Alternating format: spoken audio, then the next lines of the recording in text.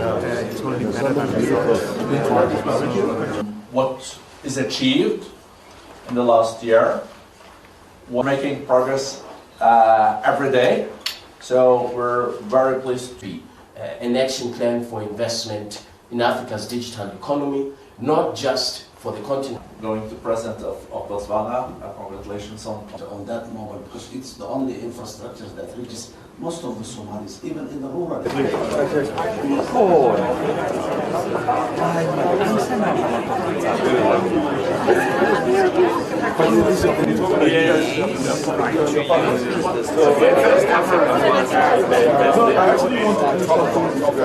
Okay, please come. All right, in the bed. Yes, sounds good. Send me your details and then how did they?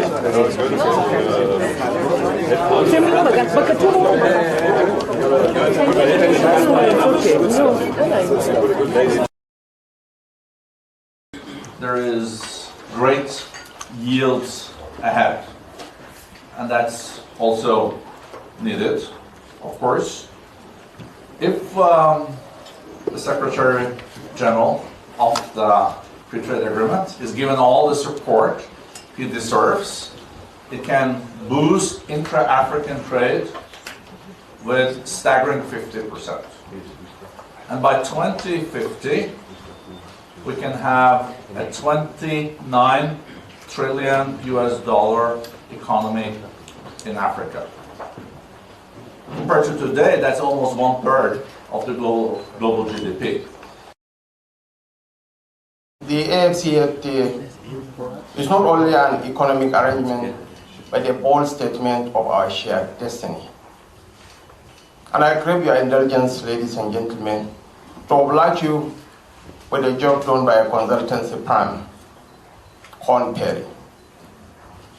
By 2035, there will be 65 million global talent deficits. The United States, Russia, and Brazil will suffer from 6 million talent deficits.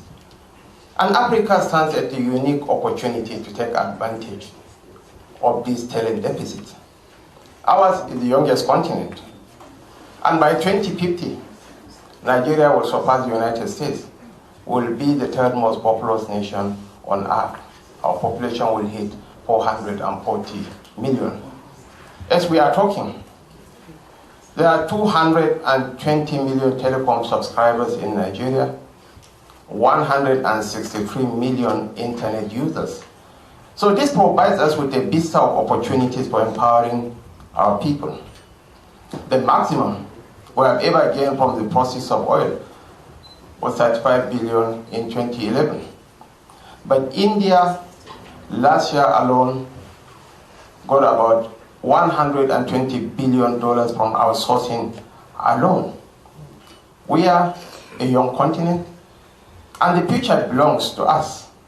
So I'm absolutely certain that in the fullness of time, Africa that meets the agricultural age, that meets the industrial age, I believe will leapfrog to the post-industrial knowledge-driven age. And my big brother, President Cyril Ramaphosa, is here. I met him about 40 years ago on television. He's a swashbuckling Secretary General of COSATU. He's still around, and by the grace of God, Africa will leapfrog to a new generation. Thank you so much. Thank you. Nuisance, Lele. You know, they said that Tinubu want to build $1 trillion economy. APC met Nigeria economy at over $570 billion economy. Today, Nigeria economy is doing so terribly, so badly. The Nigeria economy is somewhere less than $200 billion. They don't have stable electricity. They are never going to have it. Ordinarily, which I kind of would agree, for Nigeria to have stable electricity, in the Nigerian context, you are likely going to need at least at least maybe $50 billion investment in your own energy sector, so that you can have, it's only when you have 24 hours electricity that you can begin to talk about an active economy, that you can begin to talk about building an economy. That, oh, in the next 10 years, in the next 20 years, we are going to be a 1 trillion or 500 billion, or can you call billion or trillion? You don't say because you have a population of 200 million, and by 2050, you are going to have a population that is more than the population of America. That's your yardstick. Today, Nigeria electricity continue to collapse. National grid continue to collapse. The Nigerian manufacturing sector is almost dead. It's not dead, by the way. But I would like to use, I like to use the word almost, because there are those who are still kind of pushing it under these serious, terrible circumstances. They are still like trying to kind of keep their heads above water, while the criminal politicians continue to budget hundreds of, billion for what? For darkness.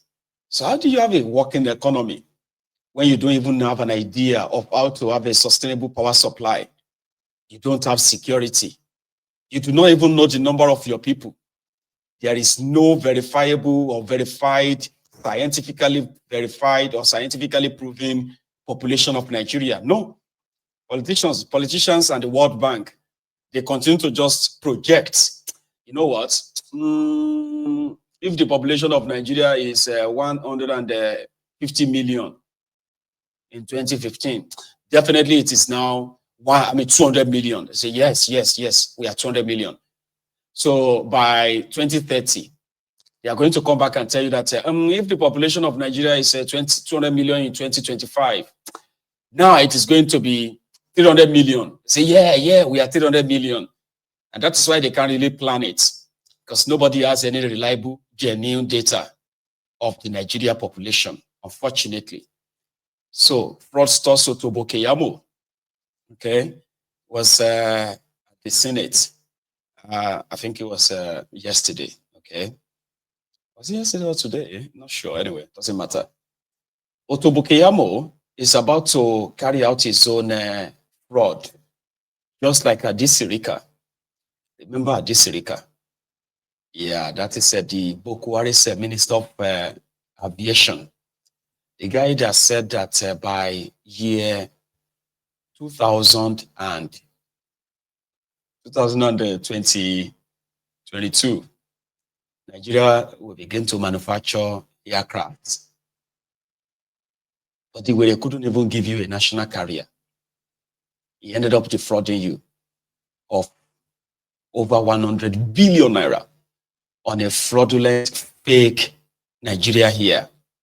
Today, Nigeria here, nobody is there. 169 billion naira budgeted for it, nobody see any shishi. Except the images, the logo that they designed and uploaded for the Buhari idiots, the Buhari Deans, the Buhari Dideris, the Buhari Dinotus, the Buhari Dijatus, the then lover of Nigeria. You remember them? Some of them metamorphosed into the Ronukus of today, the bad idiot, the bad stats, who are now today's emergency lover of Nigeria. So, fraudster Sotobo Keyamo is pushing his own. He didn't give dates. That's the difference. But he said very soon, Nigeria will begin to manufacture aircraft. They don't get electricity. Country will not get electricity. When they do AI, want to manufacture aircraft. They want to have 1 trillion naira, $1 trillion economy. And this is what the optimism of the mumus that listen to these mofos. This is the kind of optimism they call patriotism. Let us wish Nigeria well. Let us pray for them. This is the kind of vision. What vision? A vision of darkness, a vision of fraud, vision 2020, vision 2030. I've been at vision 2050.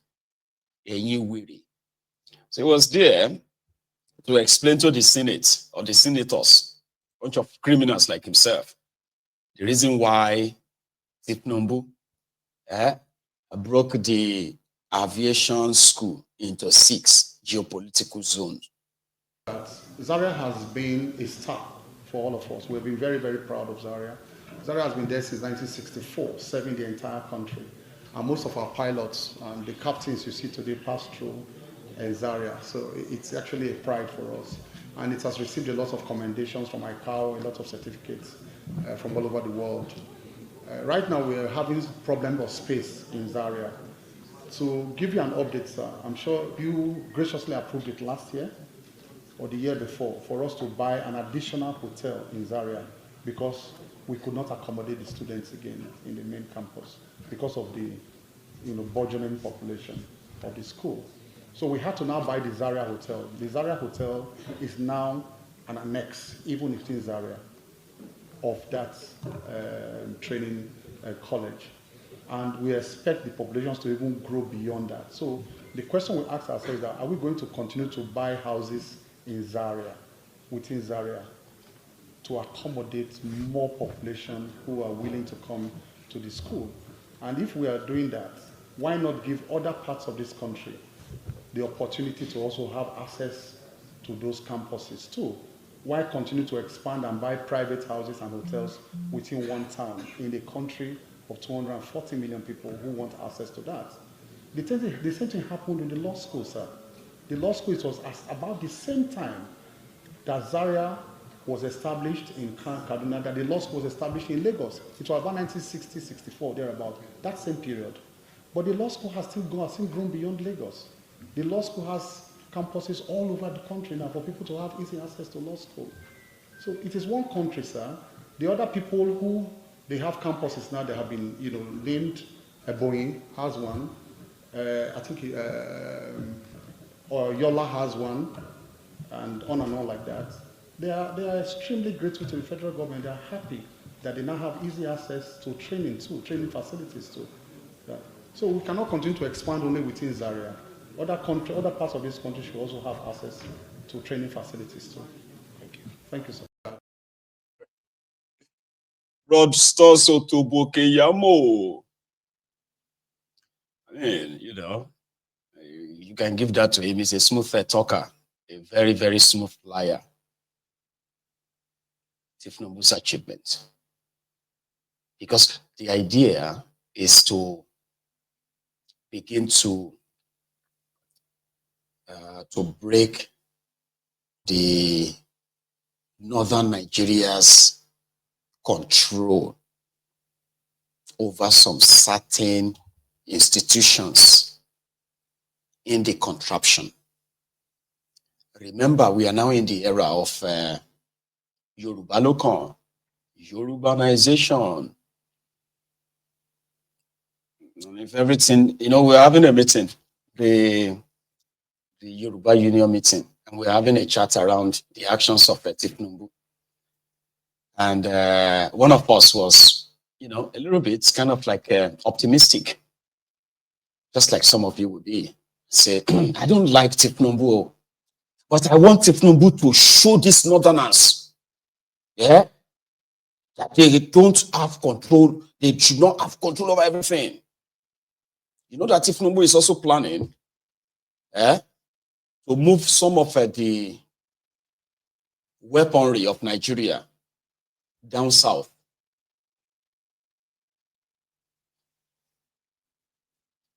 After Bukwari moved them up north. Kaduna, which houses all the military kind of, paramilitary formations in northern Nigeria, is like the Pentagon of Nigeria, kind of. So it gives these deluded northerners the idea of Nigeria can break up. Like, where would the rest of Nigeria see the weapons to fight? Because their own idea of breaking up of Nigeria is that there's going to be war and if it leads to any war, the North will be in control of the weapons. The South will rely on other kind of, maybe guns and all that.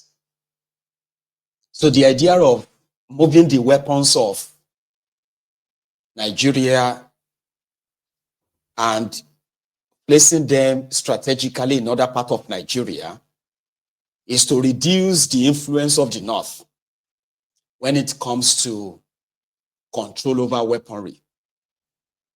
That idea makes some people from the South feel like, yes, we have to show that. I said, no, come on, man. Tinubu's breaking all these institutions and the rest of them, they are not, number one, he's not doing that because he wanted to bring equity to Nigeria, because that is not what you really need. If the country is well managed and well run, and even if the country is practicing true federalism, okay, so you don't need to break institutions and, give this one the helicopter repairer academy from the same aviation. They say this one's the drones repairing academy. Go and drop them in Niger Delta. No. That's not how it works. One of the reasons why Tinubu is believed to be breaking some of this stuff is that, especially the defense, is that they believe that keeping the weaponry of Nigeria up north as it is currently, right, makes it easier for them in the north to plan a coup. And if all this stuff happening in the West African countries like Niger, Burkina Faso, Mali, all these guys, and he's afraid, that if the weaponry of Nigeria is concentrated as it is currently in Kaduna and a few other places in the north, it's a threat to all his state capture plan. So to be smart, it's better we remove some of them from there. That's not even being smart, but that's an ideal. That's the idea they sold him. So when you hear that Tinubu is moving weapons out of the north, you think it's because he's trying to break them in the north so that the south. No, it's not. In fact, where they are moving them into, they don't have any clue, and they have no plan of you having access to them, by the way. So similarly, when they moved the central bank, part of the operation of the central bank to Lagos, it wasn't because he wanted a balance. You know what I mean? No, it's not doing all of that because of that. Sometimes, in its way, it is to, is to rely on your sentiments. I am the person who can always be very honest with you, that to say, we don't trust ourselves. So if the Yorubas don't trust the Hausas, if the Hausas don't trust the Igbos, and if the Igbos don't trust the Fulanis, why are you interested in being in the same country? You see? So why do you want to remain in the same country if you don't trust yourselves? You will see people that will tell you and say, well, I don't like Tinubu, but I support the tax kit, because to them, it's going to punish them in the north. Because the north, they've remained like parasites, leeches that have been feeding fat from their host, from the south. So everything else that is surrounding this is a tax fraudulent bill, right? They don't care. You know what I mean? Like, as long as, the south is going to cut down whatever the north is getting, they are fine. She gets. So I'm like, why do you want to be in the same country then? Don't be the same country. Let everybody just call everybody and say, do you still want to be in the same country? Yes or no? And if people says no, then you break it off. That should be the ideal thing. Rather than us hoping to punish one another. Here you get. Wanted the Hausa, the Yorubas to punish the Igbos. You wanted the Yorubas, the Igbos, to punish the Fulanis. You wanted the Hausas, the Fulanis, to punish the Yorubas. Everybody is trying to punish themselves. Everyone is trying to.